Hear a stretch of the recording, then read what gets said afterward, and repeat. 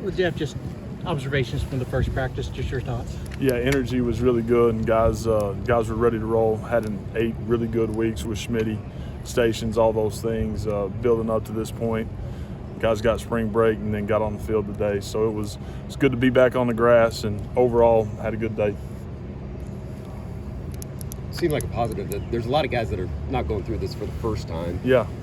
Just speak to the continuity that you have with a bunch of those guys, especially Dylan as quarterback. Yeah, just the understanding of what it all looks like, the day-to-day of it, what we're asking these guys to do every single day, and them understanding that it's a huge advantage to have that being year 2. So understanding inside the scheme, also a really big deal. So again, there's got to be a ton of growth in the next 14 practices. That's what it's all about, being better every single day, and it's that simple. So that's what we got to get done. What stood out to you so far about Jackson?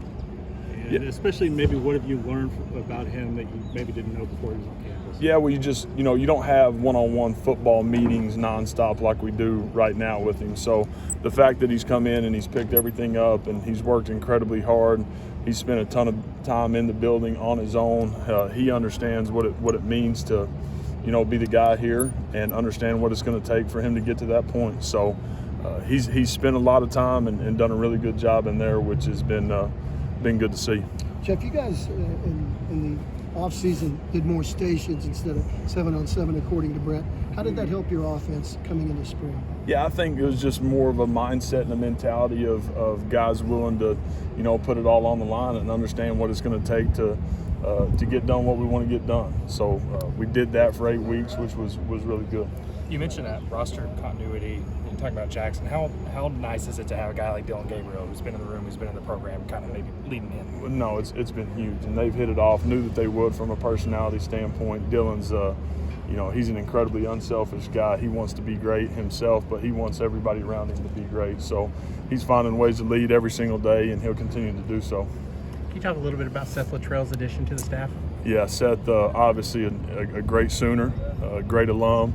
Somebody that loves Oklahoma, somebody that breathes toughness and edge and attitude, and a guy that's done a lot with his coaching profession. So a dear friend, and happy as heck to have him sitting in the room with us.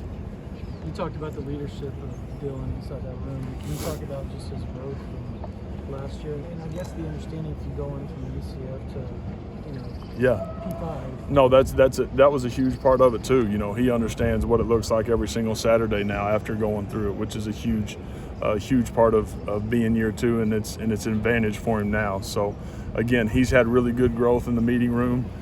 He'll continue to do so. He'll continue to lead that group and our unit and our football team the right way, and look forward to him doing so.